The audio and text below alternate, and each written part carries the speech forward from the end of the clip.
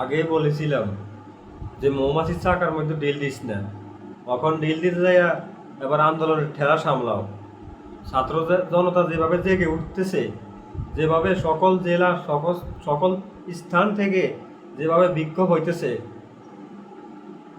এই গণজোয়ার তোমরা থামাতে পারবে না। আস্তাত আবদুল্লার পিছনে লাইগা রয়েছ, আস্তাত আবদুল্লার মতন এমপি হয়ে দেখাও। আস্তাত আবদুল্লাহ মাটির মধ্যে বসে যায় একজন এমপি হয়ে, একজন গাড়ি বহন করে না, একটা গাড়ি পর্যন্ত কিনিনি আস্তাত আবদুল্লাহ। আজকে তোমরা হাসনাত আবদুল্লার বিরোধিতা করতেছ, নাসিরুদ্দিন পাটারির বিরোধিতা করতেছ। এই ব্যক্তিরা দেশের জন্য যে কাজগুলি করছে, দেশের যে ফেসিবাদ মুক্ত দেশটাকে আন্দোলন করে ফেসিবাদ তাড়িয়েছে, আর তোমরা তাদেরকে কটাক্ষ করে কথা বলো, উপহাস করো।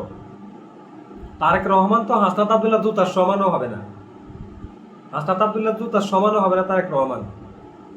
তারেক রহমান, তুমি এসি রুমে বৈশা বৈশা এখন চিন্তা ভাবনা করতেছ যে ভারতের কিভাবে তুমি খুশি করবা, ভারতের সাথে চুক্তি করতে চাও, করো।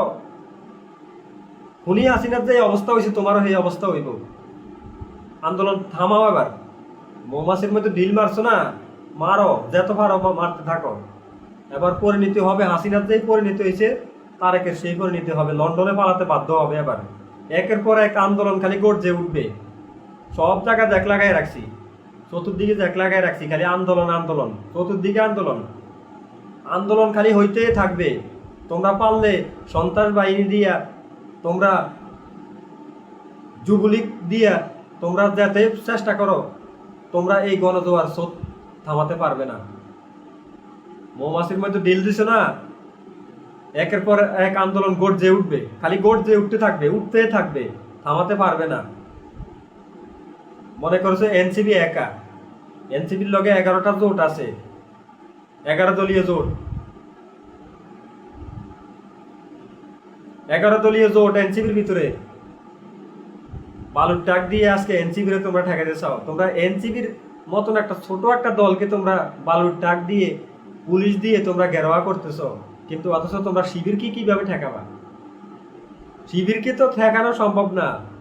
শিবির এক আল্লাহ ছাড়া কারণে পরোয়া করে না, জীবন চলে যাবে তারপরও বাতিলের কাছে আপোষ করবে না, এই দেশের সাথে গাদ্দারি করবে না। তোমরা কি মনে করো নিজেরে? তোমরা মনে করতেছো যে তোমরা ক্ষমতা পাইয়া মনে করো কি যে পাইয়া গেছো। তোমরা স্বর্ণের বিছানা বানাইয়া তোমরা ঘুমাইতেছো, অথচ সাধারণ মানুষ খাবার পায় না। এক একটা এমপি মন্ত্রী টাকার কুমির হয়ে তারা জায়গায় জায়গায় বিল্ডিং বাড়ি করে তারা আজকে বসবাস করতেছে। আজকে তোমরা টাকা পয়সা, মানুষের টাকা লুট করতেছ, মানুষের উপর হামলা করতেছ বিএনপির সন্ত্রাস বাহিনী দিয়ে। তোমাদেরকে আমি বলে দিতে চাই, তোমরা এই আন্দোলন তোমরাই একমাত্র বন্ধ করতে পারো। এই আন্দোলন তোমরাই বন্ধ করতে পারবে যখন তোমরা এই হত্যা, খুন, ধর্ষণ, এই জায়গা জায়গা লুটপাট এগুলি যদি বন্ধ করো, তাহলে এই আন্দোলন বন্ধ হয়ে যাবে। আর না হলে এই আন্দোলন বন্ধ হবে না, আরও তীব্র, আরও বেড়ে যাবে, গণজোয়ার আরও সৃষ্টি হয়ে যাবে। থামানো সম্ভব হবে না, থামানো সম্ভব হবে না। হাসনাত আবদুল্লাহ ভাইয়ের মতন তোমরা করে দেখাও। তারেক রহমান এসির রুমের মধ্যে থেকে সে চিন্তা ভাবনা করতেছে ভারতের সাথে চুক্তি করার জন্য।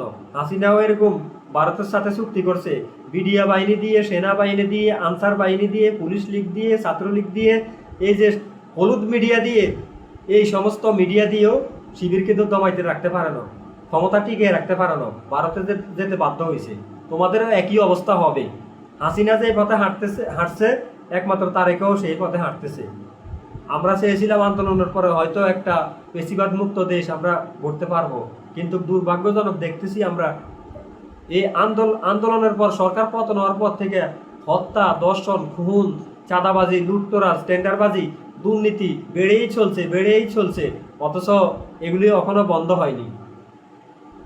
আমি সকল জায়গা, সকল থান থেকে সবাইকে বলে দিতে চাই, মুজাহিদ আমার জেহাদি ভাইয়েরা যে আছে, সকলে ঐক্য হয়ে প্রতিরোধ সৃষ্টি করবেন। যেখানে অন্যায় দেখবেন সেখানে প্রতিবাদ করবেন। আর সরকার পতনের যদি ডাক দেয় আমাদের আমির ডক্টর শফিকুর রহমান, তখন গর্জে উঠবেন। যেখানে থাকেন না কেন ওখান থেকে গর্জে উঠবেন, আর কাউকে ছাড় দেওয়া হবে না। তখন আর মানুষ পুলিশকে ডরায় না, পুলিশকে আগে ডরাইতো।